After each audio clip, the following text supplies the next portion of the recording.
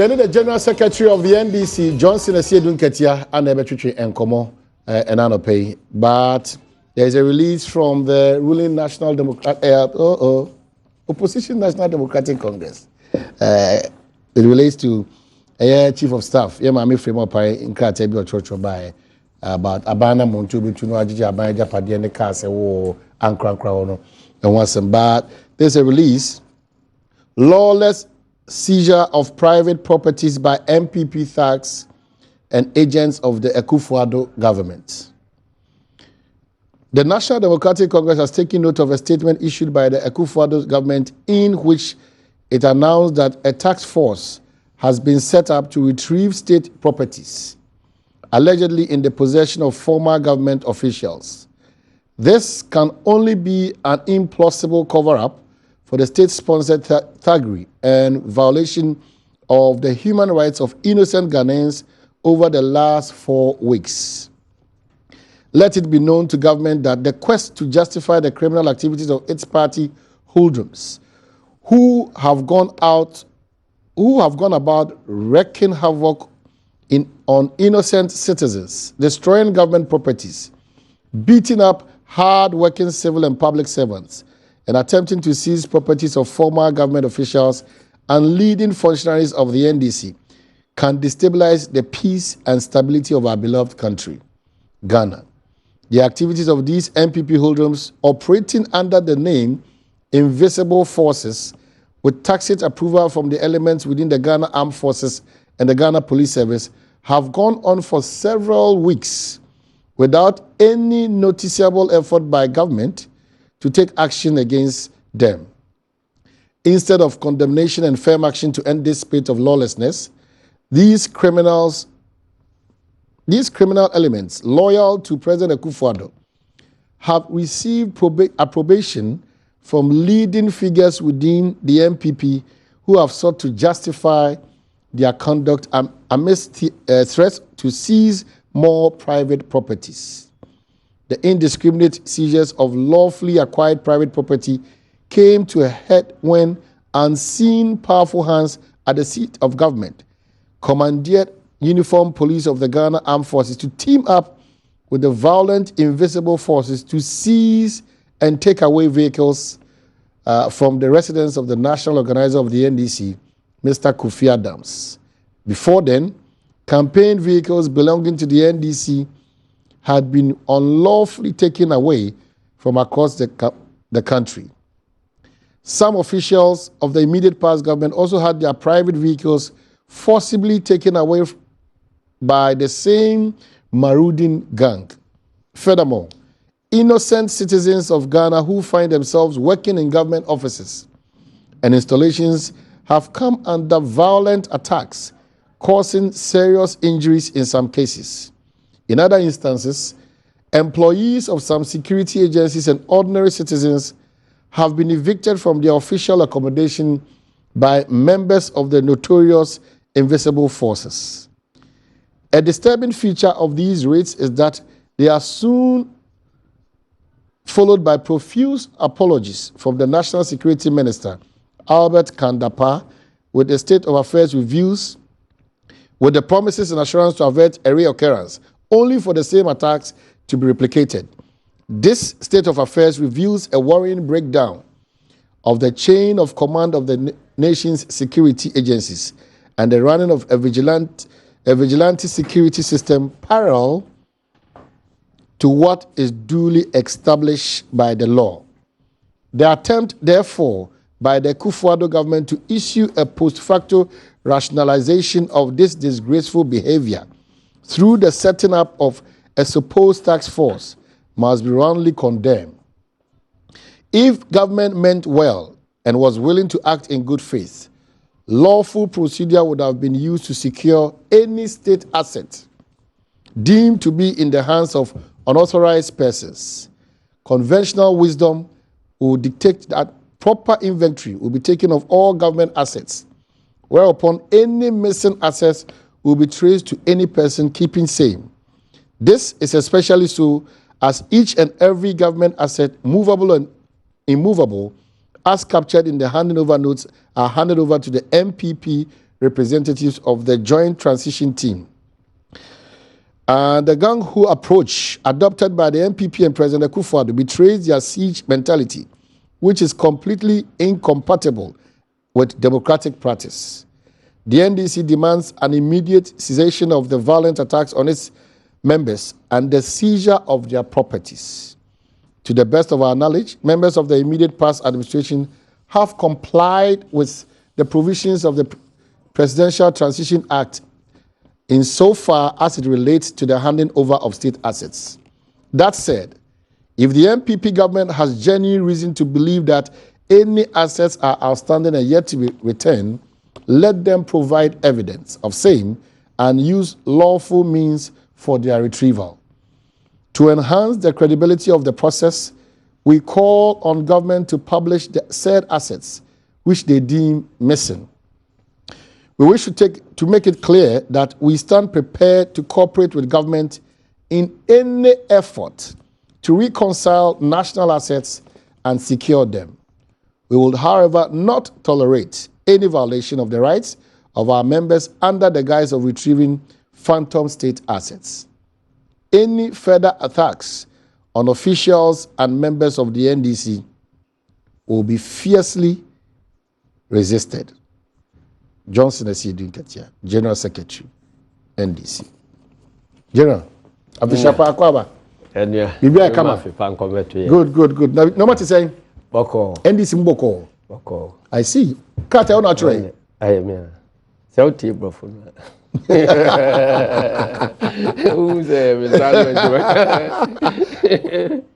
I see. Enti Meba so man kin kan ma me free ma de na emjiri se no ne ma ogina so a entempower de sa anuyi abey from the Chief of Staff's office and also the krata ba ye kin kan na fe quickly edi yen komo ewo ahanim say mejiri se afi no join ya Adom TV bedwam from the Chief of Staff's office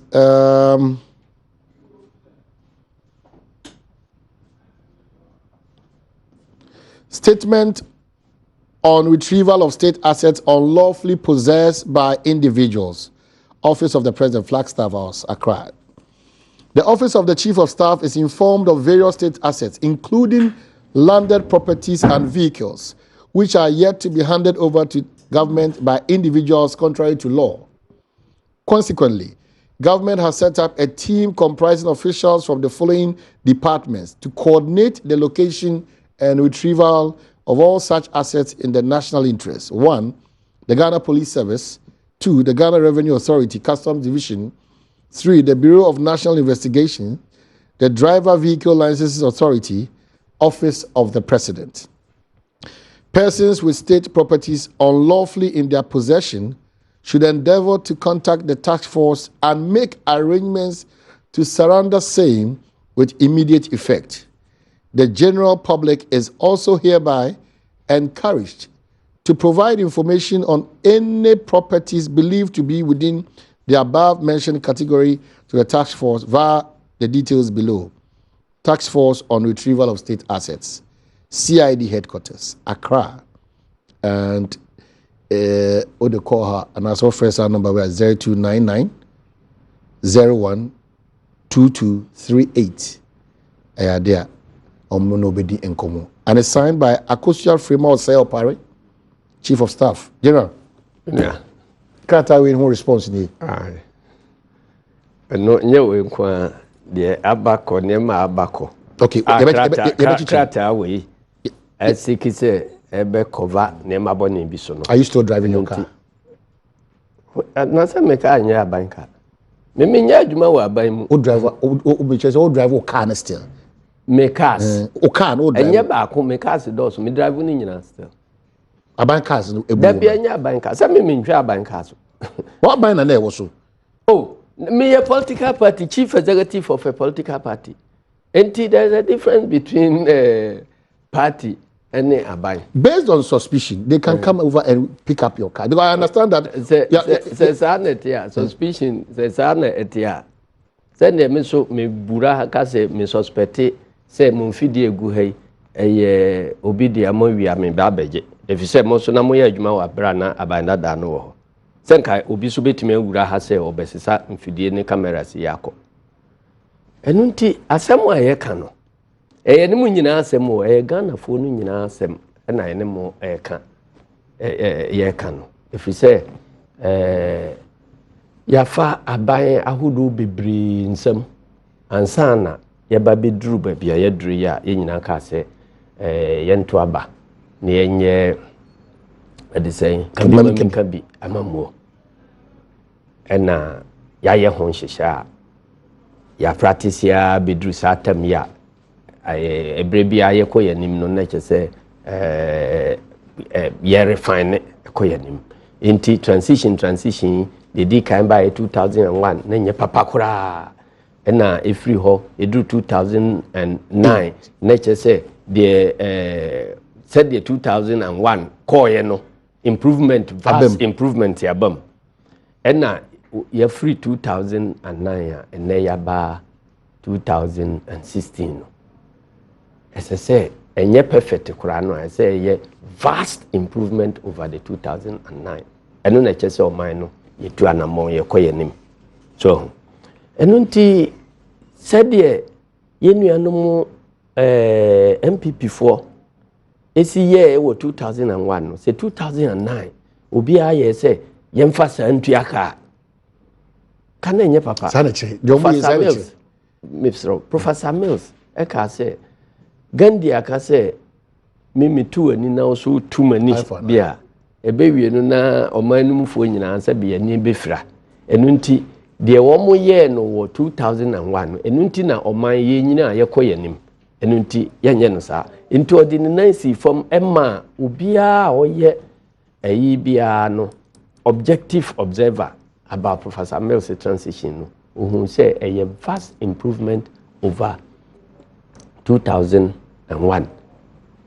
ena but enye perfect ena every ho ye nyina so aka bomu say ade we transition no edi enya wo ye democracy no a democratic deficit democracy deficit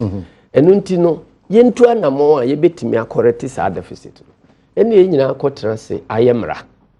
a chese abato de yetimi to na we ya win na we ya lusu na we ya win we ya lusu eno de ya perfect ho kakra ba bia eto sin ye se ya to aba wi a ye hand over ama obi no nti ye ho no ye concentrate ho ne ye nyemra ye de behwe ho yie ena ye nyina trans ya koye presidential transition act eno ye 1 billion ye political parties no na efiri yen ye ho ansa na ye de kwa aban mu ama aban agiatum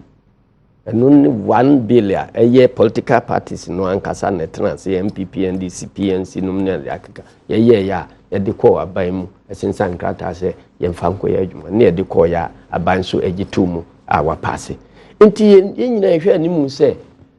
this transition no amrada ho no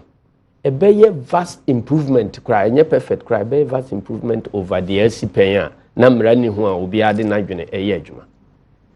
enu nti na nema ACC a yenyi ni se enamra no so no ehaya ye kasa wo but yebe ho uhwe bra transition team shasia here was of in particular has profound statement more demonstrating bad faith in this case nyoma bi ese omohu nyoma bi ese omoti anamo bi ese mutu mu fani pabra mu amunu se aka na ba ko bi ni na mo fira ba mu tu anamo bi a mo de cars bi fa utie na ano da we kosi senso a area abronye ne area obriboy they went further mentioning certain personalities within brand mo horo kwa din kasi ye be ko sanko fo so ye cancer no ma because abronye num ne manema obi anto abama omo obi amfa aban adwuma bi anhye wo mo ase wo mo nsa se wo mo nye nipa a ye de aban adwuma mrade aban adwuma hye wo mo ase no wo mo na ye hold responsible enu nti saa abronye nom ni wo mo obubo wo mu din dwuma a wo mo na edi nyambransem adwuma essay democracy no enti ye nkofa wo mo ano asem enkoya asem wa bra obi a aban hye da appoint no se we na obehwe we su principal ni national security minister ni we ni wo se waja wo mu nyina agu nchen sɛ wokɔ akɔfa obi a ɛfrɛ no abronye na no asɛm a ɛkyɛ sɛ wagye atum sɛ amamu no wantimi de hand over na yenye sɛ after say yama wo kwanya wa appoint minister for ni police commanders no ne ade a obia ɛwɔ mra ade adwuma ma no sɛ wonye no ɛnunum nyina bia ntimi anya adwuma na obi free obi a ɛfrɛ no abronye be free branhafo aba oni mu nkran ha afei na ono be nante won nkran ha pɛ government property a ɛkyɛ sɛ aban no manhunu ye sa na kyerɛ ɛnu nti ne yɛ ka sɛ ye statement ya ye kan na ye gina ya yesie no ye nka se obi afa aban japade a onfa nko david enye no ho asem ne ye kan ena me statement no me nka se aban adwuma ye fo apepo ankoma nyina aban japade wo obi nsem bia wo de aba enye sa na me ka ba me kire se bibia wo ne kwan ye de fa so abanja padie bia ni hɔ a ɛnhyɛ obi ansa abanja padie bia ni hɔ a ɛnam obi so ne ɛkɔtɔɔyɛ enti there is no point in time a obetumi aka sɛ abanja padie bi ɛnam hɔ in a state of flux sɛ abanja padie bi ɛnam baabi ɛnhyɛ obi ansa document bia ni hɔ ɛda hɔ saa nti afei na yɛ pɛ nipa ma wo ma kɔhwehwɛ ɛnyɛ saa na democracy nhyehyɛ tie ɛfiri sɛ democracy se kasi oha ena abanda da yenye take over from no ye free omun nsemu a eye nkrata ato so se aban ya mumbai moje trunka oha so ne records beda ho se ebra ye betra so mfie nwotwe de yato aka ho ne record ewo ho ena de aseye a ye free mu so ne record ho nti udru handing over saa kontan no na wo ya ye frɛ no handing over na de ama de obedi wade se adan so na aban sisi a ebra ye ba aban mu no adan dodo a aban sisi ye wo ne normal ne ye frɛ no inventory na emfia dodo a ebedi no akonwa so de ebesi aka ho eno nso ewo ha ye de beka ho de aseye free mu eno nso ehun nkontabo ho ha aseye free mu enti bra yeso ye hande over amani pa fofora ye de san kontan nu nyina kire ansa na handing over no aye accepted enti se saa ne mai handing over no so no bibi etosini a enkire se saa ne mai akoso a me handing over amount last person me handing over amount me na ofre me na ka se wo ba ban mu na nema kasi wo ha ena na ewo ho a wo befaaye wo betra konwa so no wato sei e de aka ho nti ese ne dodo yesi eswati enu nti no ba de wo hand over amaye no enuru dodo a ese wo hand over amaye no de aka no ewo he aban bibia obi wo responsibility say ono na hweso nti wo fresa nipa no se de kan minua ba freeman se oba na chief of staff wo ho nti se wo say I'm informed aban ne man ye nka I'm informed wo say me wo ho evidence informed no chese ya ka kire me se imate ya ka kire me se when na ka kire wa yenim party for na be ka kire no na no party for no because we can't as invisible forces ekwa aprobo mo yesa na wo mo adwuma no ana MPP ba ban mu a chese MPP fo nkwa na ye patriotic se wo mu chesi aban property se ye NDC fo so ye koti ye ku de se ye chesi aban property se sia na ne wo mu di kosi ani a de ban na obetimi aka akire se ulusu akonwa na chese wo de wo nye patriotic biem wo so untimi chesi aban property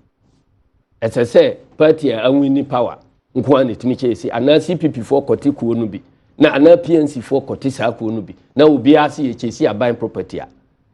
de beba o man mu ebe enu ntino na aban emra ahihye se kromfo na ye pe no a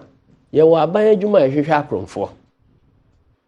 ena aban bibia ewo se ayira record ahwe so hu se ayira no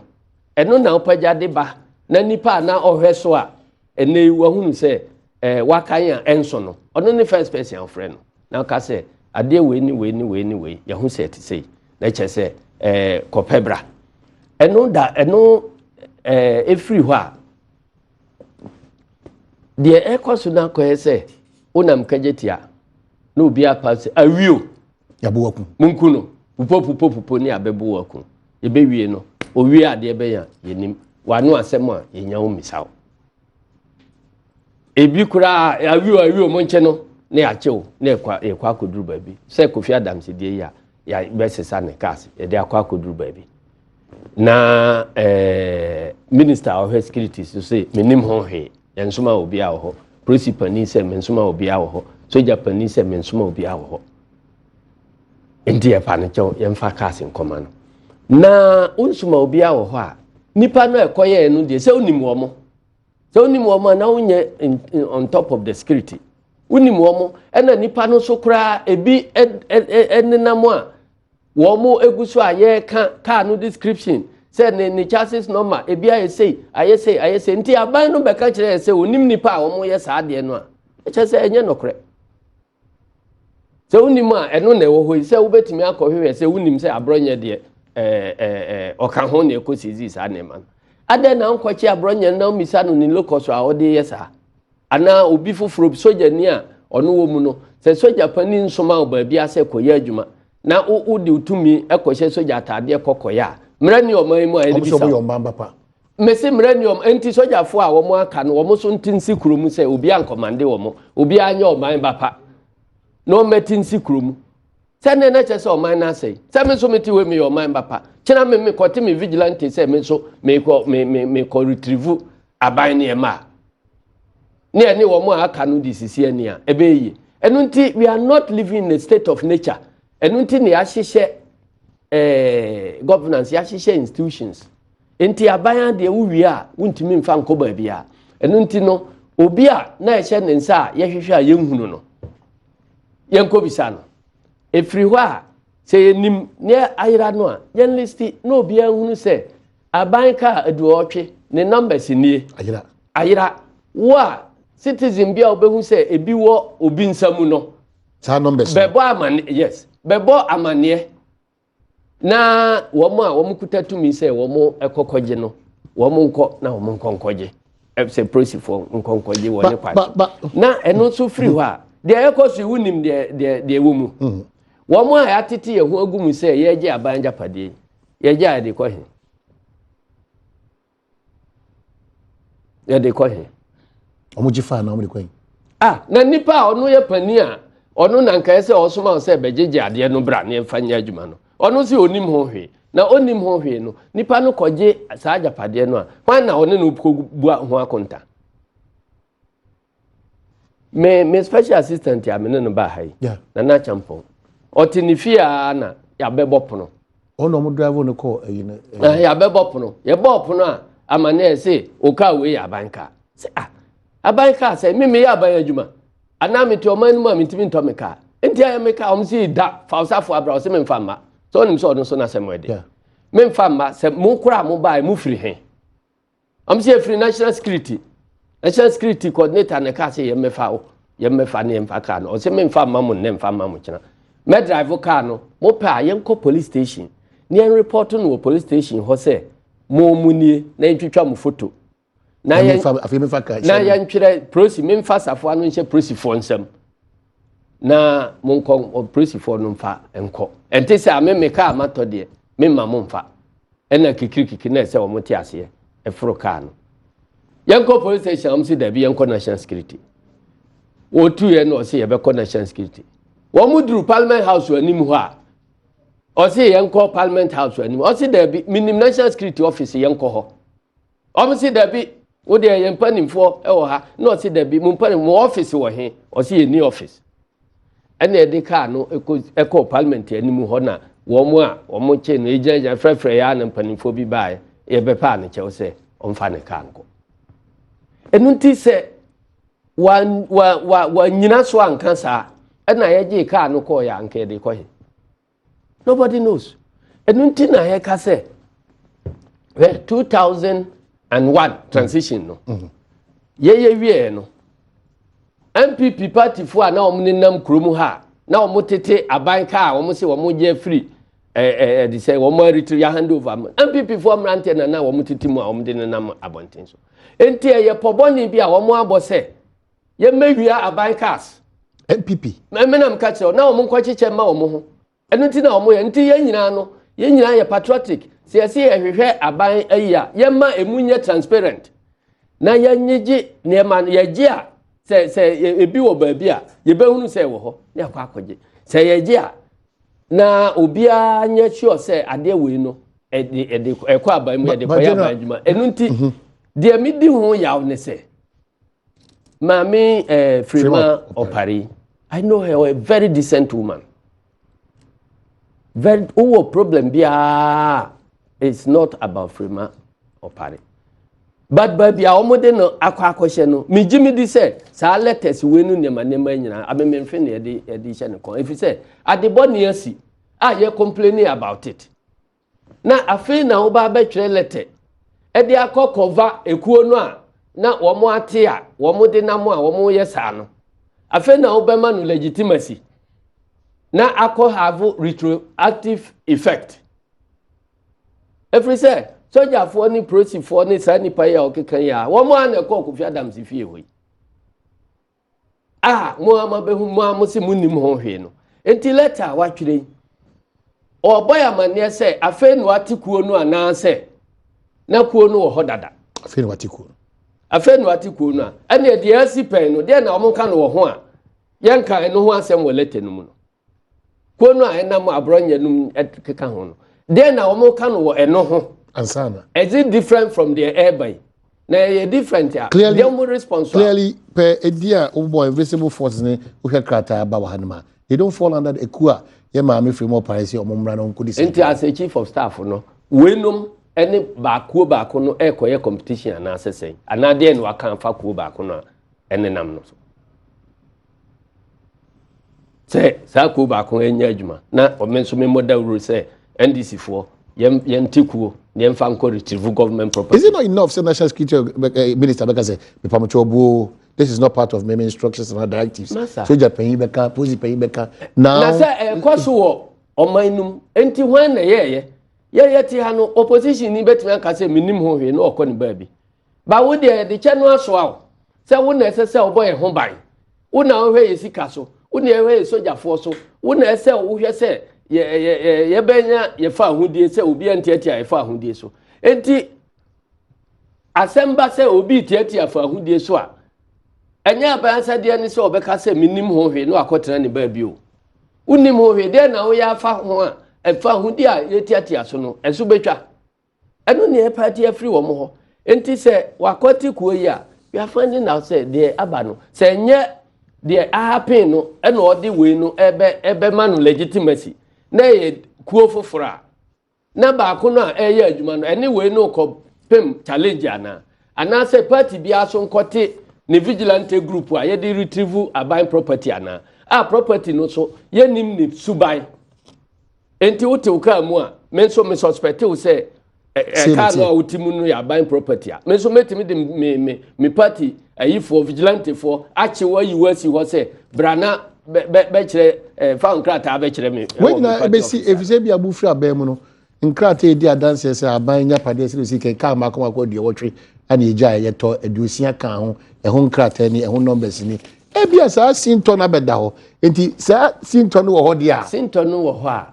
individuals a wo nam oman no mu no wo mo asede ne se wo mo na ye wo mo twere ma wana wo individual wo nam ho ayetimi be che wo je wo ka no e ye wo responsibility se wo na ye handing over no so ana say chief of staff a ono o ba be di na de no ono na se o ye handing over no nti se o hwe sa handing over no na sinto wo mu a hwan ho na okobisa no enu nti na meka se aban bibia no aban djuma bia in a democracy no obia wo na djuma hoye obia bibia obi are responsible for bibi enti yenka se said ye ka say me national organizer na japade wo ho a me ye party pani enya de a me dibre ediko ayi se obia party member bia me mfa na japade minim oti ase enu nti se proper procedure bi ena ebi a car mo ka say ya ban kai say Kofi Adam se wi a say efiri obi nsam na Kofi Adam se ekọ ena saa obi no na ye handing over amamu no adan na mo ko bi say nipa say car say ye hu say ayira ko hwehwe bra na wo kwa ko boabo atutrafo ano ede wo mo say mekobo we pro na mawura mekobo we pro na mawura enti de ye ka no enye sabe otwen kwa bede ne ebo no ade okunum nyina ka ho enye ndc fo nkwa na ye preama wo mu ye preama Ghana fo a de dikai o maja pade nyina ye dia a se obi ka se ebi ayira esese ye nyina eye o hawma ye nyina se ye hwehwe akira kwan one de totu biemu nso no ye pre ama se obi a oti oman nu mu no a wonye bone no obi nkonkoti ku obi mmeka se manwini power ntino or the betete no about on the guys say obe retrieve state property no de nyambransem ediu egu animase ba me musa say enti me ma fasa de mu daw unim 2001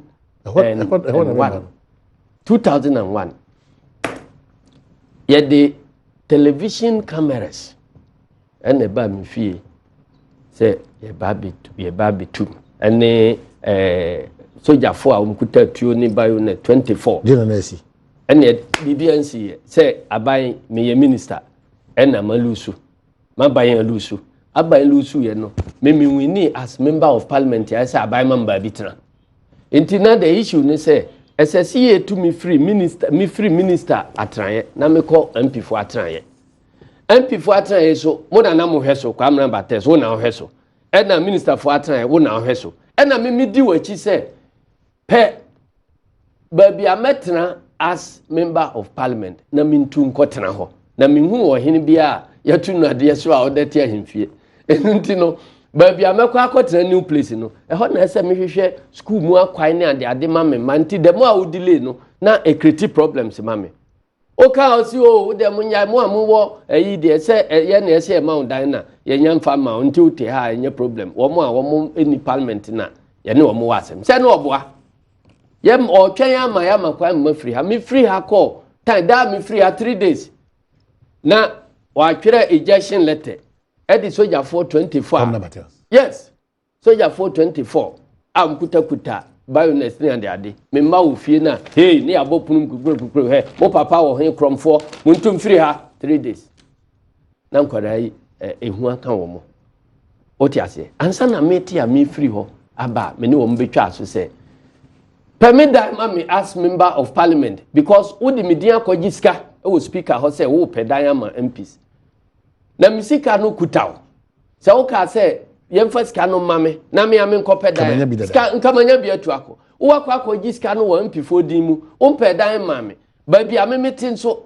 wo sa betu me nsesa me ne man kotungu enti me ka kire no say wo pedan no mame me ni ba bi a metu ako enti say o force to me a mekwa ko soja wo parliament sama be program bi akra me ka sem mekwa ko soja wo parliament ho na me yere ne me ma waduru nyina me dia ko si parliament ho wo beba na me wo fufu ho if say me entitled to so ansana de ba ya wo mo ko pay dai ma me sisa me nema efri mo ko eno pa ho a me deputy minister for agriculture ye breso ne ko fa Shanghai Tractors e bai mena na me sign krata e ma ye ton wo beto free aban ho a mena because agric engineering no chairman say as you know department of crops enunti obia beto mena me sign krata de man 450 tractors me ton ni nyina man to baako ena ye free akonwa so no na sabre na yakọ China mende Professor Messi akọ China ama womo ama a grant of $1.2 million say yemfanto equipment mfa youth in agriculture project ene esan order tractors no bi ne sa power tillers ni tricycles ni adi eka ho China for so womo ya concerning no wo minister no na ye de udin aye eno so ye grant enye busia enti ye ba no niema no ma e lusu ye lusu ye no ye call parliament na me ye member of parliament still I dey me a spokesperson for agriculture You call parliament na. Me nsaka mail me ya meti anu an che say saa equipment no na ba ye de me aye concern. E na me frɛ Kranchi honorable Kranchi na oye committee chairman for agriculture me rank member na say onko ja me kwashiga ho na ekɔ na me de krata akɔma no echeche ni mu say de wo ni ekɔ China omma ye grant of 1.2 saa na man ne to ya nkedi basic nti aba me ni aba mu me de chew nsa na koko clear ɛna okɔ clear wie ye ɛno ni first items ya wo chiche ma wo party for no free of charge ɛna me twerɛ application call say me pese me to tractor na me end of service benefit ya aba no me de to tractor ɛna o process ye ɛma me kotua ka Bank of Ghana me checks ne ayi nyina me ye ho photocopies edito ho na kwashigansam na me to tractor enti me to eno me de ko atebubu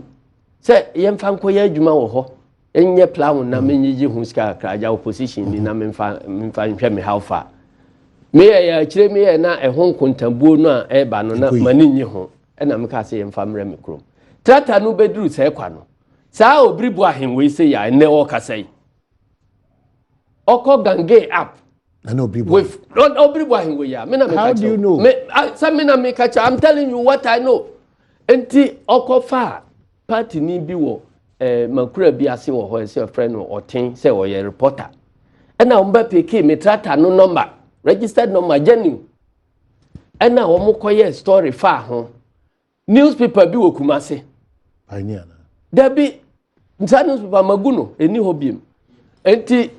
the observer maguno me de wo mo kokko to gu paper no kura ena observer eno ni first observer e ba enu gu ya nsa na wo mo be observer dey na otwe miensa da bia asiedu nkatia court pants down in tractor stealing there scandal asiedu nkatia court pants down in tractor stealing scandal honso kind wo Kumase ho a ye newspaper review no nyina ho asem kobro hafo ene asante ho metenkran ha wo parliament de ekoso ye nso a ne ya print bebre copies bebre ne de ko time ne akɔkyeche wo mikrom ho nyina ansem ye kromfo amente ho he enti madam for lawyer ni bi ene freb draw my attention say na people bi aba wo ye wo nam se de ben ene o say ya toto ni super bi wo ha na say na tie ena metu ka mi koduru ya poto nam say what ena mdi ko mia wo mo court say afi yenkomra ani 1 week na ohiraje kum frame a ye di dwantoa akoma no se boys bi wo ma twetwe ade bia ye mistake enti ye be paw chew se wo mo kura ye party for na da wo ba prempe assembly ho wo mo kura na so aw no enam se na wo mo twere se me a wo mo so ame no me ye kromfo enti mon kan kira mo se nye party adwuma na me ye no court adwuma enti party in court ena mensaman NDC obi na atwa asemato me so na me enti kas me to amanenwa metwe wo mo ama court edi ma me no ye printing press no close ye de print paper no editor no judgment ya aba na omutwa take man no na odwane kwa bruchire se ne wa ba ominim reporters for ne yi wo mu nyina scatter paper no gu ye and chire ansa na wo bete foforo wa so eti eno ne first thing a chire kwasi abinti asemu so ba ya eno so me di komi adele guide no enti no niema me ma fa mu pen in this matter no niema mbobo sui set tractor no mo fa me tractor genuine registered tractor number enti obi bia owo time ho bia obehu bia onim se me tractor ni esi me ma me fi anim no ase du kete kromfo o say story a mo kire ni se tractor no ye de ma me se tema me ye minister no ye de ma me se me fa nkonkoma wanchi district assembly ena mi wi na mdi kosie atebubu tomnim sam de tractor na ko me tractor akoye adwuma wa atebubu oda nna mi wi di kosie atebubu nti obi bia so oti atebubu bia nim se tractor ai ba ha yehu tractor no ha mpa se o wi ai ena ye free ho nso asan ba mi krom se kwa ho obi a so nim se esi ma me fi achi enti mi ko to ko ye me nkrata ne me ownership ayi nu nyina photo ayi kwashiga signature how they approve answer na meto na the fact of the date time ameto no kra na me nia bai mu a 450 a meton ye bia manto ba kokora me free aban mu ansa na yetua me end of service benefit as a member of parliament ya me dey kwa koto sa. What do you suggest? No sa na ma ya ekoso die ma hunu penti no enne yi meti hona be ka kire me say chassis number we ya popa free ho ka we ya ji Africa Kofi Adom so ho ne ade a highly suspicious because of the mafamuda enna ye free akonwa so no anche Vice President of the Republic, Professor Mills, the official car no demuno. Na party functionary, MPP party functionary, I don't know you. Ah. I said, okay. Me na me catch you, I don't know you. MPP party functionary, I don't know you. And untino, my young who say, Ajapadia, ye no. And no press a buying way na sumasi and kwaja Japadiano. Ye just why the quiet day, and him funny a deco. Na obia ni eni achire. Okay. Na se meme wa ban mu. So ye nyina wa ban de no kra ya na wo mu hu ne se obi ye mistake wa ban mu a na de afra obia no. Enye papa. Emma obia asumu se obi mistake wa ban mu no. Eye wo mu aka no nyina dansoma no. Ebisa se me ne wo ye operate wa ban mu. So na asem ka o wape kwan bi so awiesika wo de ma me fa kro no nto so me pese ebeba me office wanya kwan afisika nya odia awiesika e de akoyi ajapade a wabusuafo ne nkofo ebo wabaso se o we wabobra wa ya ade na me ne onyina wo saa ban num na me madi nokre ama oman no me nye ajapade bia me nwia bibia na enei ye free aban mu ne de ye nyina frase mu nyina mo ya kromfo mete ho a me anya me ya ebe hawo so enti anya wadwen se kromfo a wo hwehwe no wo nko na ehia se wo hwehwe kromfo ye nyina ye ya se de se ye boa se kronu bia ba ye nya boa na ye hwehwe na wo de kofa partisan angle se wo de kwa akoya na wo di oman nu nya. Well, you could try Hwaba, Yaba, and Komono Edos will come up to the issue of Vice President building and they in Seminole Akwedi Ewohonum. Now, Yabura, probably entering into the next 100 days, expectation of the budget so far, they were demonstrated through vetting the representatives. You know, Ayato Tuamano Sena, a General Secretary, Sidi Katia Ebihon. Now, Afe Yamo Akwenya Sebiroma, also with me, Ebusaba community. A lot of your WhatsApp messages and text messages about. And also Sebiroma, Yabaji Brain, I can come, Yakwaba.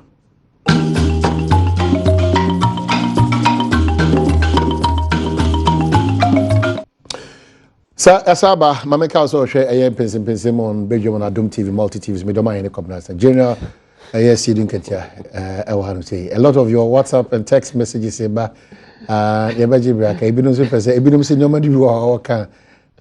almost almost your margin chair, but Akwenya Bema. But George will say,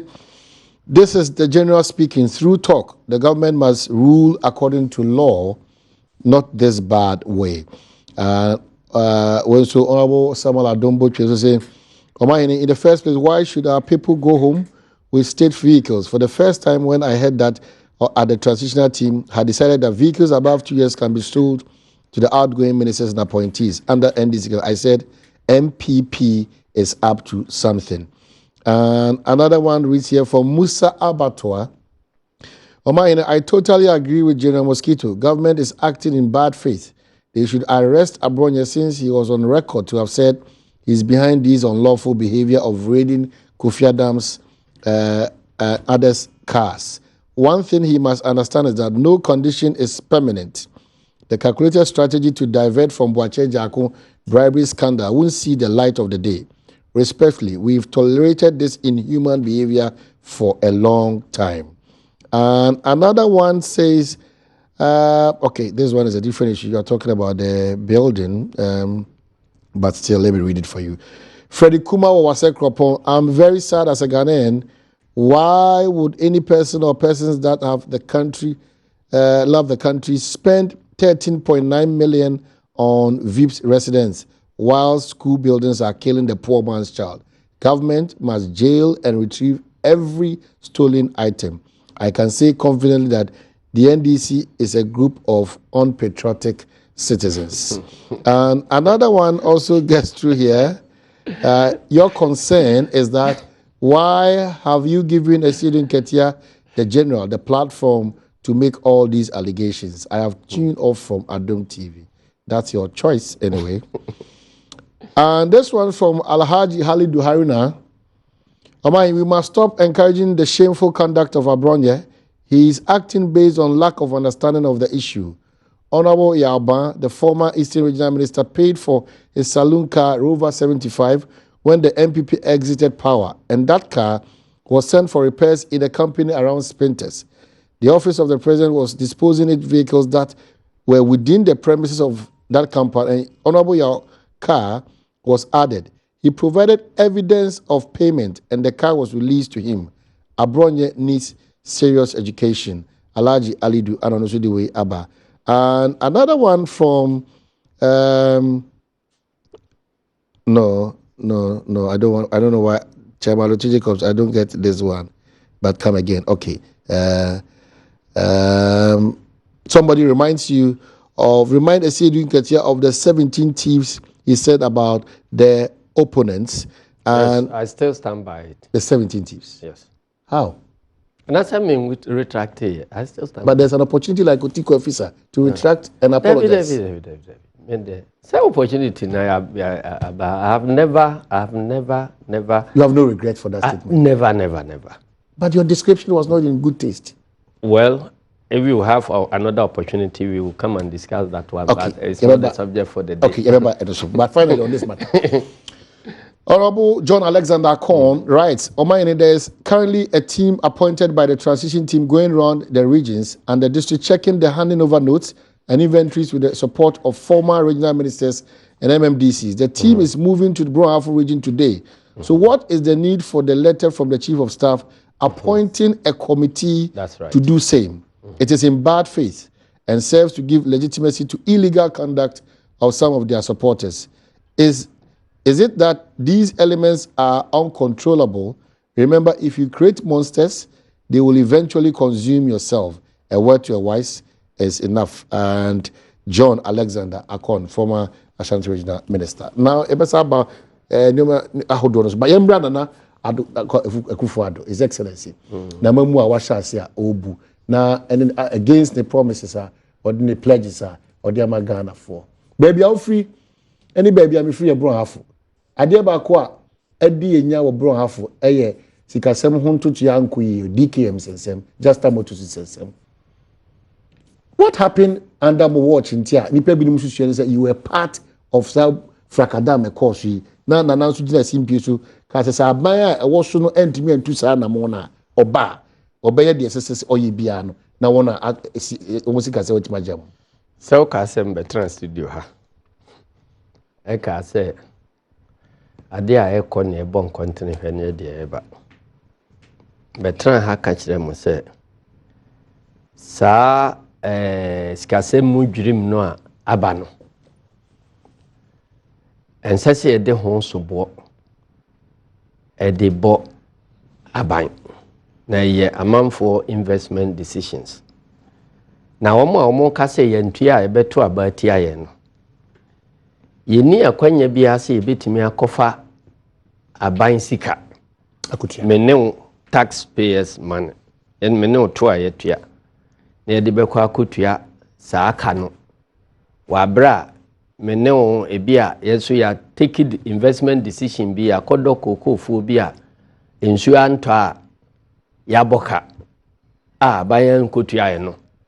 enti se kokoba se obi de nisika ekoto system bi mu se opemfasobum a okowa mo aban amane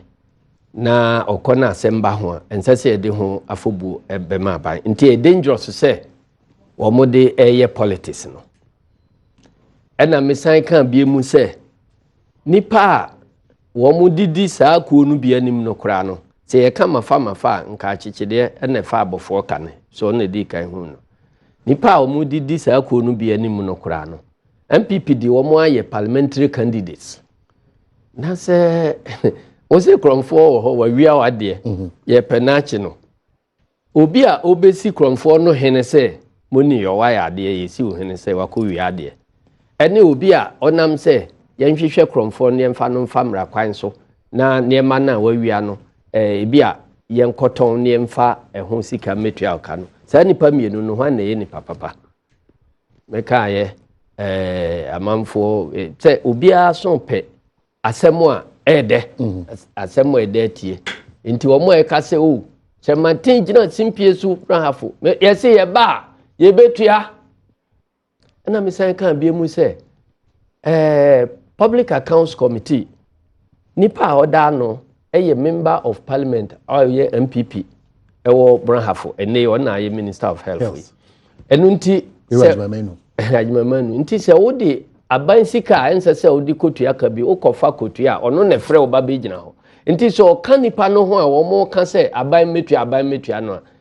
yɛyɛ nkrataa ama na sign ne sɛ yɛkɔfa aban sika bi abetua a ɔmmɛfrɛ yɛ wɔ public accounts committee bi anim misa hwɛ na kyɛ sɛ MPP NDC nyinaa na ate aseɛ sɛ yɛntua na yɛn deɛ yɛnim sɛ kwan a yɛtumi fa so etua ɛne mmara kwan a ɛda hɔ a yɛ pass through liquidation process na japade a saa nkurɔfoɔ no wɔn di sika na akɔtotɔ no yɛbɛtontɔn na yɛde bi atuatua wɔn a wɔn agye wɔn sika no ɛno firi hɔ a yɛni akwanya sɛ yɛbɛkɔ akɔtam aban sika ɛde aba abetua wɔn a ɛka sɛ yɛbɛtua ɛwɔ MPP deɛ mo ntoma yɛbɛtua MPP sɛ yɛato ama wɔn na ano mete sɛ yɛyɛ vetting no obi kɔka sɛ ɛni wɔn manifesto mu sɛ wɔn bɛtua. But that is the case in your manifesto. Well sɛ no nso deɛ na kyɛ sɛ okɔfi ano abɔ yɛn nkɔfoɔ no amanneɛ sɛ nkɔfoɔ bi bɛdaadaa mo gye mo vote nti sɛ ɛno nti ɛna mo kaa sɛ yɛnto aba ntia asɛdu nkatia nom sɛ wɔn aka nɔkorɛ no na weinum deɛ sɛ yɛba abɛtua a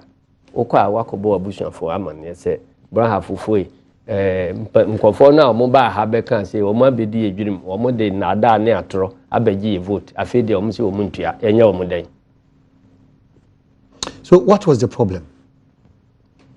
Some mini problem bia.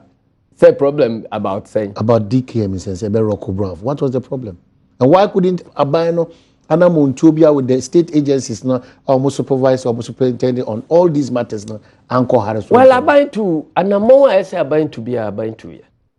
Because in the first place, you're operating in a free economy. South Asia. Entino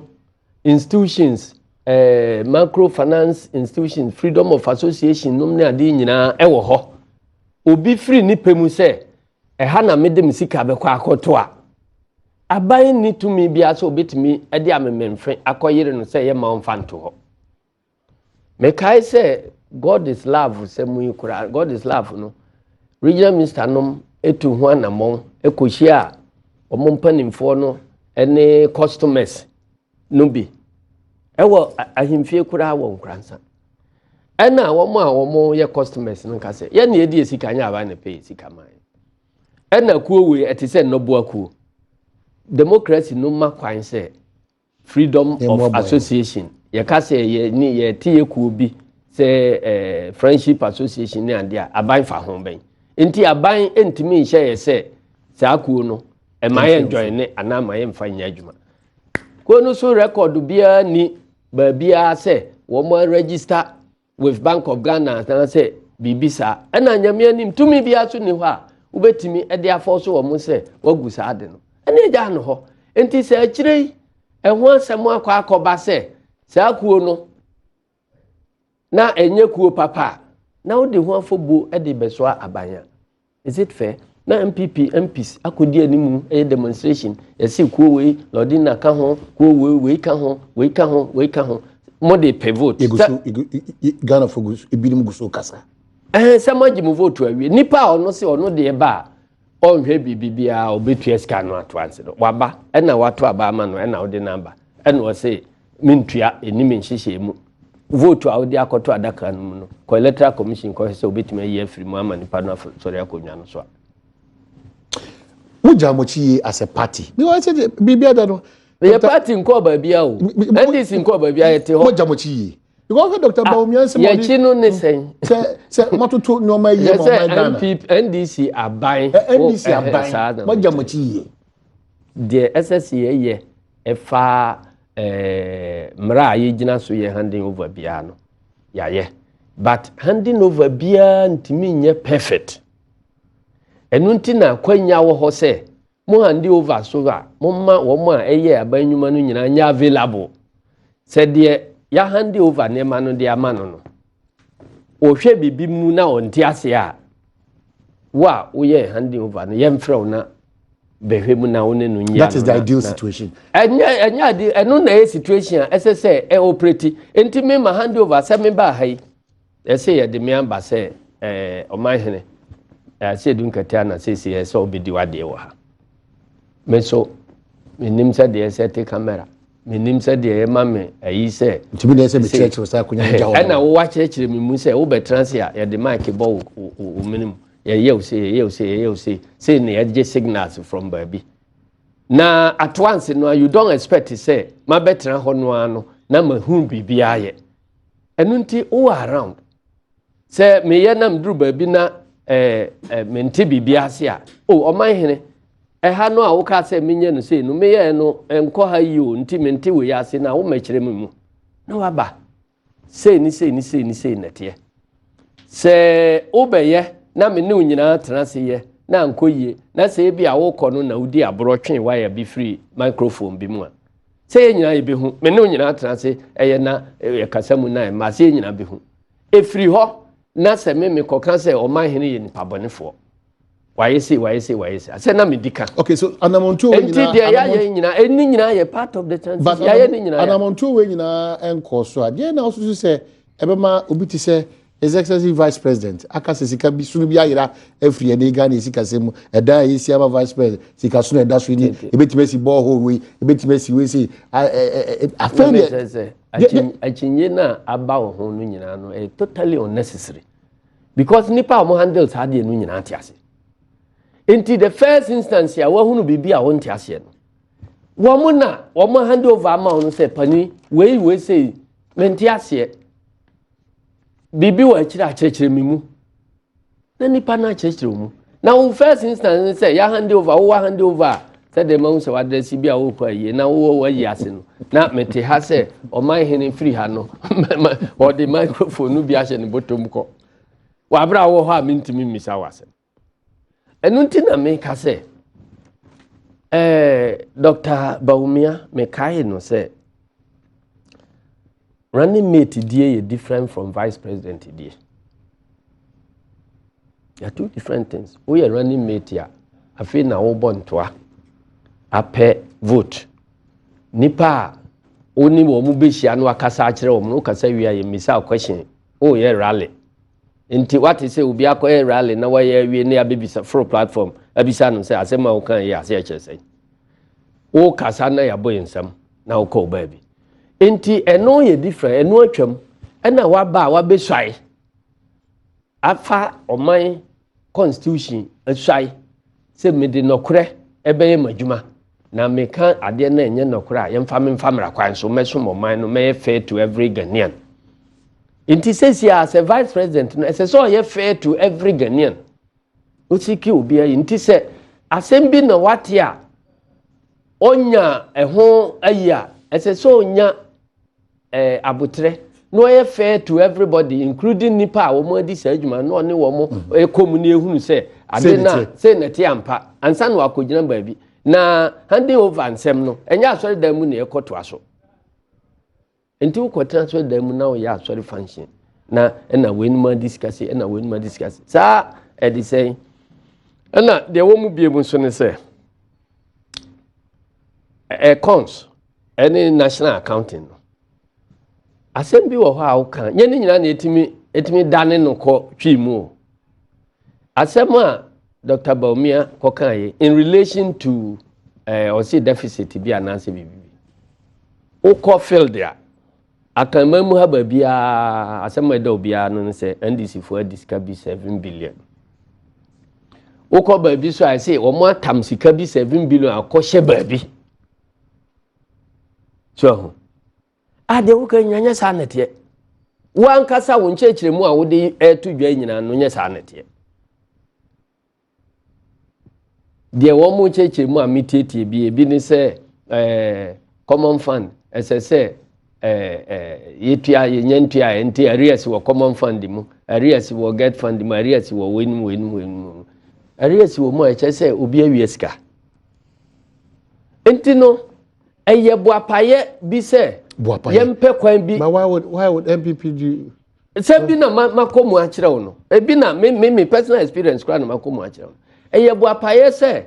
wo mu ntimi nye wo mu adwen say wo mbesesa afri sa impunity no ho na wo mu democracy a wo mu preach no a wo mu kire say na nado na ye icon a wa fight for human rights wo man mu abeduru say nti emfa akonwa ma no na wo hwe say obe guarantee human rights no enti na double standards na wo mu ka kire yen. Is this the version of perfect democracy a ese na nado asua odi bebu o man yi aman no eno ne say wo ba na ohwehwe aban ka ama party anti vigilante no bi anti vigilante de eno ne democracy no eno ne right and sanctity to private property na womo say womo MPP for na mo womo ka say obi ajapade ense say obi violate no aye main plank of womo party no womo philosophy no property owning no enie ana property owning no kire say ye tra oman no mu a ebinom ye wo right say womo own property na ebinom so de ense womo ni right say womo own property eno ne property owning no eno nti no ensemu ya ye kan nyina no hwe se Dr. Baumia se bi mpreduaso enye ono kra na ya hand over amano as Minister of Finance. The Minister of Finance ya wakwa akohwe enkrata mu ahu se ye nokre se enye nokre se deficit bi ewo ho sa no de ni si ne ho kwan se the other ministers of finance ni deputy ministers ewo ho a obefre o mo ama o mo achechiri mo akire no ama sa discourse no ebeye se technical language a wo mu nyina ti technical terms no ase they will be operating on the same wavelength. Now umbehu say problem bi wo ho a yebetimi asorto dan say obefa technical issue now dia ko gina asori dan mu now wo kanu in a way a subject to interpretation bia yetimi digu obi ahofin eno ne say obey fair to all Ghanaians. Okay. No seek the welfare of Ghanaians no enti no hwe sa 7 billion no ho asem na no meka no ba bi say IMF for no a ye ne wo mo edidwa no wo mo de nim MPP aban ne NDC aban yo wo mo nim say ye deal with you as Ghana enti say wo the records bi ama wo mo na say ene ochena obi a wabe take over no ono ya aban kro no anti ono so akoka say records a de ma wo no na ye boa ye de sika bi asie baabi na ya mfa ama ho a punishment no sanction no wo de beba wo de ba Ghana force no beba na eba Ghana force so a President Mahamat ni fiu mo amu akonwa so nei na mo be pass through those sanctions e be see am say President Mahamat free fiu enti ogusu a opake the last time I call a virtual na wayi ne manyina wi enti eno ya e be see. But so far you impressed with ministers I virtual mo and their responses and we impressed with it. Oh sir nipa no ese nipa no ya adwuma no mehwe ya nhwe nipa na anim enka se obetimi ayi adwuma yi ana wontimi nye no ye me ba bedi general secretary nipa bebre write me off say we na we obetimi ayi general secretary and so actually many of them ka say wo mususu say my de metimi enu nti no say yabo obi di say onkoye minister me accuse nipa me condemn no wa bra onya nya adwuma no say ne hwene ache anti ontimi nye ana say onanti ana wache ane panti say nti no me de me ma ho kwan say wo munya adwuma no ne njeje wo mo by their records. I see, but as a party we are worried about bribery scandal and allegations that they are Adom. I worried and coming media animu. In a media animu na me press say they go to the bottom of the case. Precisely. They affect him. Other than affect him. Yeah. Ayi ba no there tembia what is wrong with Ghana for binum perception ne say about corruption ne say. Wo mususu say corruption no eba bisi na wo ya ban ubiebie so a na che say wo aban wo bre so na corruption na sinti wo na wo ye corrupt. Say sa na ye na yentimi nkontia corruption say judiciary scandal no see ya ye ka say judge we ya hunu wo phone so ya hunu wo camera so waji we no na President Mahama ene ya maame George na Wood e ka say yen kata so na obi ante say ade we say ewo ye judiciary no mu a sanka wo betimi ayesa if we say judge bia ni ho a the judiciary require investigation na ye judge bia dia president na sign last ema authority enunti say President Mahama ka say mani nye ho men sign ye nhwehwe mu a sanka ntimi anko ba bia